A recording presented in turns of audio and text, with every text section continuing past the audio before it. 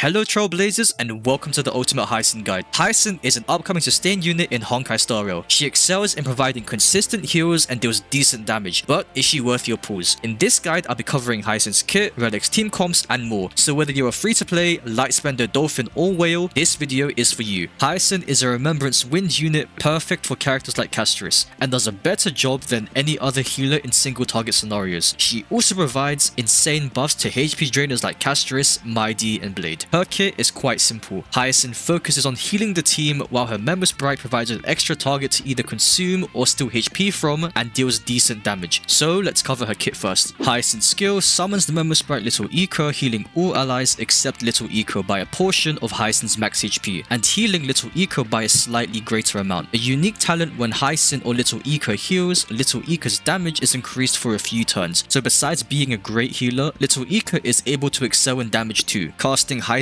ultimate summons the Member Sprite Little Eco, healing all allies except Little Eco based on Hyacine's max HP, with Little Eco receiving a separate heal with a bit more healing. Hyacine enters the after range state for 3 turns, which shortens by 1 each turn. While active, this state boosts all allies max HP. Now that you understand Hyacine, let's talk about her Member Sprite Little Eco. Little Eco has 0 speed, can't be debuffed, and doesn't show up in the action order. When an ally except Little Eco loses HP, Little Eco sacrifices a small amount of their own HP to heal them, either at the start of a turn or after someone acts. While Hyacine is in the after range state, Little Eco gets an extra turn and automatically uses Rain Cloud's time to go. After Hyacine uses an ability, when Little Eco deals wind damage, enemy receives wind damage equal to a portion of the healing done by Hyacine and Little Eco in the current battle, and clears a portion of that healing tally. Their healing also splashes to all allies for extra healing, and after using an ability, all continuous effects last 1 turn less. Lastly, before we move on, when casting Hyacine's technique, at the start of the next battle, all allies are healed based on Hyacine's max HP and temporarily increases their max HP for a few turns. Okay, one last thing before we actually move on. When upgrading her skills, aim for leveling up her Member Sprite skill, ultimate, then her own skill, then talent, then basic. You don't have to use Hyacine's skill every turn since Castris doesn't use SP herself and her best teammates are generally SP friendly. If you're taking a lot of damage, you can use basics to save SP, though keep in mind that Hyacine's basic attack doesn't heal. That said, if the team is taking more hits, Little Eco will passively heal more often too. Remember that Little Eco's damage is based on the total healing done by both Hyacine and Eco, so if you want to maximize damage, you want to heal as much as possible. Just remember that half of that healing tally is cleared after Eco attacks, so it's important to time your heals for max value. Now that we covered the basics of her kit, let's talk about her gameplay. When playing Hyacine, you should aim to build as much energy as possible for her ultimate. By doing so, Hyacine will be able to deal consistent healing for the team, while Little Eco's damage potential is maximized through ult usage. Now a tip that I highly suggest doing is casting ultimate on Hyacine's turn. By casting Hyacine's ultimate on her turn, you improve the longevity of her ultimate. To put it into perspective, casting Hyacine's ultimate before her turn starts reduces the ult points by 1, so by the time her turn arrives, she'll already have 2 charges left. On the other hand, casting her ultimate during her turn gives you the full maximum buffs you need after her turn ends. With that out of the way, let's quickly talk about Hyacine's best relic sets. Her best relic set is actually the one being released the same time as she is, so I would 100% recommend farming this set to maximize her value. Now obviously, like all support and sustains in the game, you can use any 2-piece speed set you have available to you. Eagle of Twilight line is another alternative option that's up there too, but you'll end up having a different approach to her playstyle since you need to know when to use her ultimate. For planar sets, I recommend Planting Tree, but feel free to go Von Whack or Fleet of Ageless. For main stats, prioritize going for an outgoing healing body piece, speed boots, HP orb, and energy rope. Now you can consider going for a HP body if you don't have any outgoing healing pieces. Obviously, Hyacine wants to build a lot of speed, which is easily achievable through her planar and relic sets, HP to increase her healing value, and lastly crit damage to enable Little Eco to hit like a truck. For light cone options, they are pretty limited. You can either invest and pull for a signature light cone, or you can equip her with Memory's Curtain Never Falls. Memory's Curtain Never Falls is actually a decent option worth considering. This light cone is a free-to-play option from the Herta store, and ranking it up to S5 increases the wearer's speed as well as increasing the damage dealt by allies by a decent amount. For Hyacine's team comps, it's pretty straightforward. Hyacine, Castris, Tribi, and RMC are one of the many solid teams you can build. Hyacine's ult buffs Castris' max HP, which Castris wants since it pushes her damage to even greater heights, as well as benefiting from Hyacine's healing to build new bud stacks. Hyacine is a negative SP unit since she wants to spam skill most of the time to build her ultimate faster, and since Castris doesn't use any skill points, this enables Hyacine to be more greedy with her playstyle, especially if other allies on the team are using basic attacks from time to time. Another team worth mentioning is Mydi. Now I'm gonna be real, but Hyacine at E0 with Mydi isn't that great. However, if you're fully committed to getting an E1 and S1, then she fits in surprisingly well with him. Now this one, for me personally, has got me considering whether I should pull for Hyacine myself. You can put Hyacine in the team with Akron, Jiaoshu, Pella, Silverwolf, or whatever you're running. However, similar to the Mydi problem, you need to pull for her light cone to apply a debuff. And since Akron wants to inflict debuffs to build her ultimate, Hyacine isn't going to provide much value in that arena compared to characters like Gallagher and Fushuan. You can also pair up Mydi or Blade with Castris if you really want to go for dual DPS comps. Okay, now a cool interaction I quickly want to talk about if you're pulling for Hyacine's light cone. Hyacine's light cone actually enables all destruction units to maximize the full effects of Jinglio's light cone. Yes, you heard that right. Arlen is finally going to be meta. This is because Hyacine's light cone consumes HP from the wearer when casting basic, skill, or ultimate. Jinglio's light cone effect would activate and allows the wearer to gain a stack of Eclipse. The effects of Eclipse would stack up and eventually enable the wearer of Jinglio's light cone to deal 14% increased damage, and because of how consistent this would be since the HP consumption activates whenever Hyacine uses any of her abilities, we'd easily be able to achieve 3 stacks of Eclipse. By having 3 stacks of Eclipse, the DPS would be able to ignore 12% of the enemy's defense. Now this is just me personally, and I don't have access to the creator experience server yet, but on paper, Hyacine seems to be okay at best when outside of HP drainer comps. Now this isn't to say that she's bad or anything, but on paper, reading her kit, she does sound a little bit underwhelming. Now my opinion on this could change later on once she's actually been played, but for now, I'm gonna keep her a buck. If you're pulling for her, do it for the HP scalers. If you're doing it for fun, go for it. I do the same thing too. Although she doesn't appear to compete with other healers such as Linkshire, Hyacine shines as a good sustain unit in her niche by raising her team's max HP with the technique and ultimate, while also cleansing debuffs to her skill and restoring health based on her own max HP. Hyacine fits best in teams that benefit from her max HP buffs and healing utility. HP scaling damage dealers like Castris and Mydi see significant gains with her on the team, thanks to her ability to boost max HP, which directly amplifies their damage. Her signature light cone lets her basic skill and ultimate consume a small amount of allies' current HP, a mechanic that pairs well with units like Castris who scale with HP loss. It also gives Little Ika the ability to apply a debuff on attack, which can contribute to Akron stack generation. Moreover, Little Ika's attacks help build the Herta's interpretation stacks, although Hyacine's SP negative nature can be a drawback in teams that rely on high SP uptime, especially if the Herta is an E1. Thanks to a trace that grants Hyacine and Ika 100% crit rate, Hyacine can also be built as a damage dealer in the right comp. But let's not get into that. If you already have a variety of teams that benefit from Hyacine,